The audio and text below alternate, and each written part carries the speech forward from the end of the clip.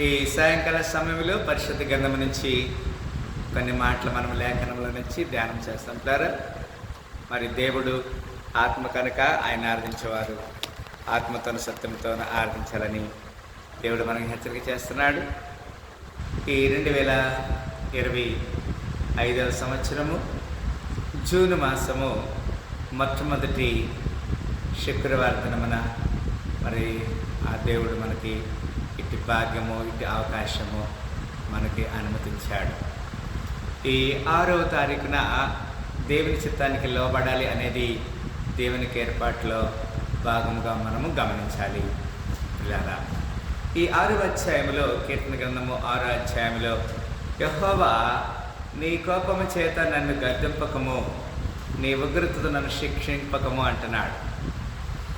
దేవునికి కోపం ఎప్పుడు వస్తుందంటే మనం ఎప్పుడైతే మరి అవిధేయత పని చేస్తామో అప్పుడు దేవుడికి మన మీద ఏమవుతుంది, కోపము వస్తుంది. అవిధేయత అంటే ఏమిటి పిల్లరా? దేవుడు ఏదైతే చేయమన్నాడో ఆ చేయమన్నది చేయకపోతే అది అవిధేయత, లేకపోతే చేయొద్దన్నది చేస్తే కూడా అవిధేయతని. ఇక్కడ 2 విషయాలు మనము జ్ఞాపకం చేసుకోవాలని లేఖనం ద్వారా దేవుడు మనల్ని హెచ్చరిక చేస్తున్నాడు. నీ ఉగ్రతతో నన్ను శిక్షింపకము అని చెప్తున్నాడు.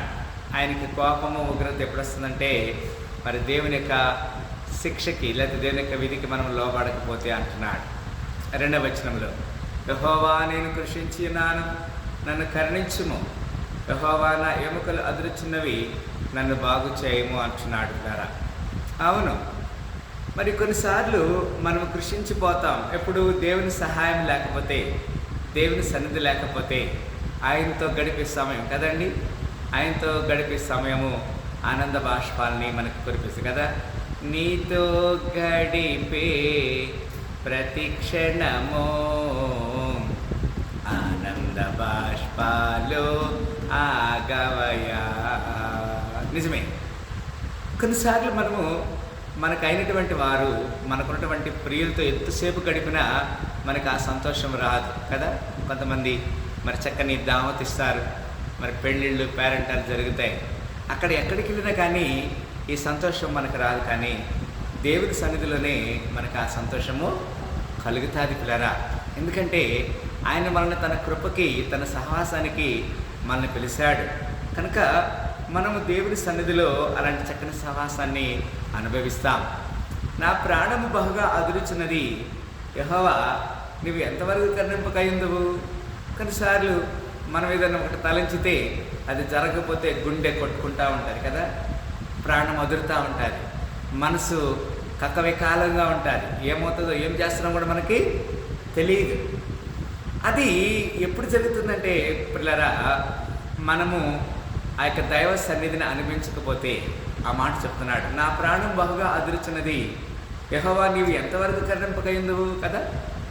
1 రోజు 2 రోజులు పర్వాలేదు, మనం అనుకున్నది దేవుని దగ్గర నుంచి జవాబు రాకపోతే మనం ఎంతో అదురుతూ ఉంటాం, బాధపడతా ఉంటాం.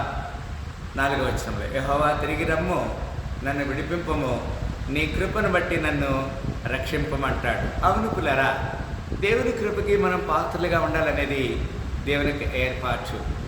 మరణమైన వారికి నిన్ను గుర్చిన జ్ఞాపకం లేదు, పాతాళంలో ఎవరు నీకు కృతజ్ఞతాస్తుతులు చెంచుతారు. చనిపోయిన తర్వాత మనం దేవుని స్తుతించలేం. ఈ నోటితో, ఈ నాలుకతో, ఈ కళ్ళతో, ఈ యొక్క చేతులతో దేవుని మనం కనపరచలేదు. అందుకే అంటాడు అక్కడ, మన్ను నిన్ను స్తుతించిన అంటాడు కదండి. మనము ఈ యొక్క సమాధిలోకి వెళ్ళిన తర్వాత మనం దేవుని స్తుతించలే కదా.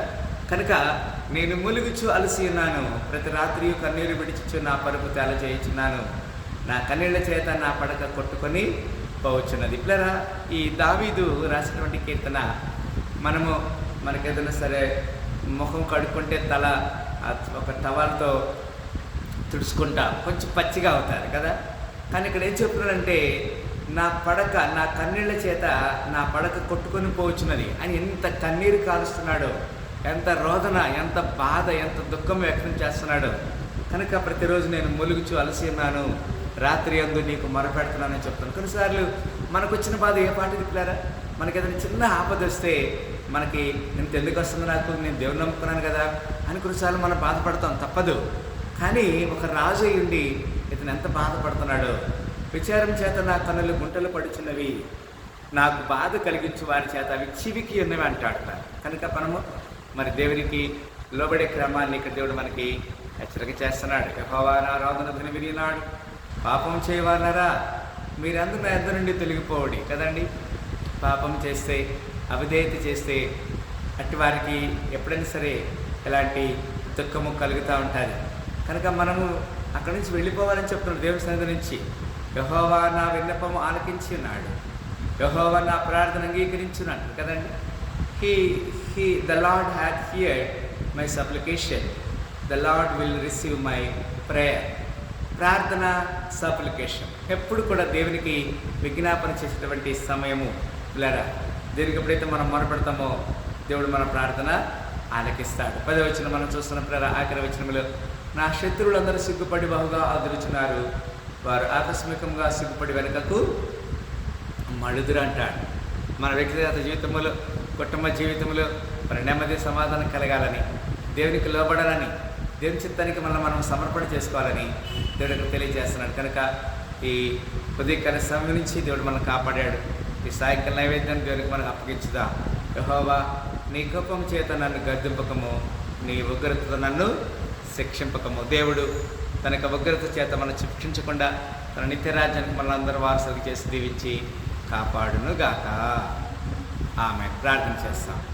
స్తోత్రములు ప్రేమ గల తండ్రి, ఈ కీర్తనలో 6వ అధ్యాయం ద్వారా మీరు మమ్మల్ని బలపరిచారు.